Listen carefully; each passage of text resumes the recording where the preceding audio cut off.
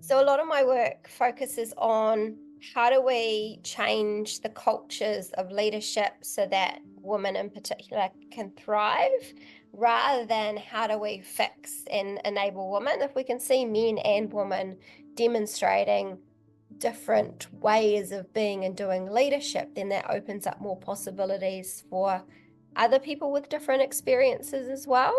Like, if you're going to be inclusive, you also have to acknowledge that there are people who have views that don't align with yours, no matter how offensive they are. Like, to be inclusive, we need to also acknowledge the views of people we really don't agree with. If we really want to see meaningful change, or including women in workplaces and spaces where decisions are made, we need to engage men in that conversation, and men need to be engaged in that conversation as well.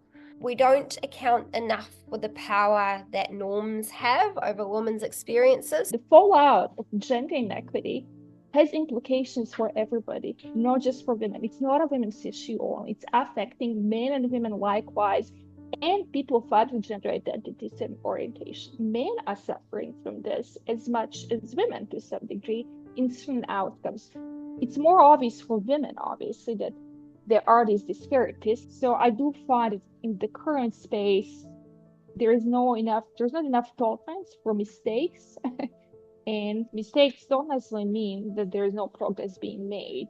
I think we need to entice more men to step up and make mistakes. But how do we make this space safer for everyone to engage? Maybe one more allyship in particular. I think we need to find a way how to engage and allow for mistakes. And hopefully those mistakes will turn into learnings and move forward. So to me, what's more important than raising the next generation? Not much. You know, how many problems are we dealing with now with kids who have had, adverse childhood experiences and have struggled through it? Because the common narrative is men just aren't interested. Men just aren't naturally good at caregiving. Yet I speak with countless dads from around the globe, and we want nothing more than to be more involved, engaged and present in our kids' life.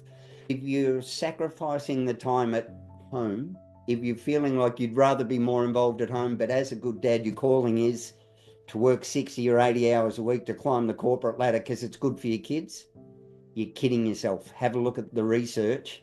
Your kids would be a lot better off in the household with a little bit less income and a little bit more presence with you in it.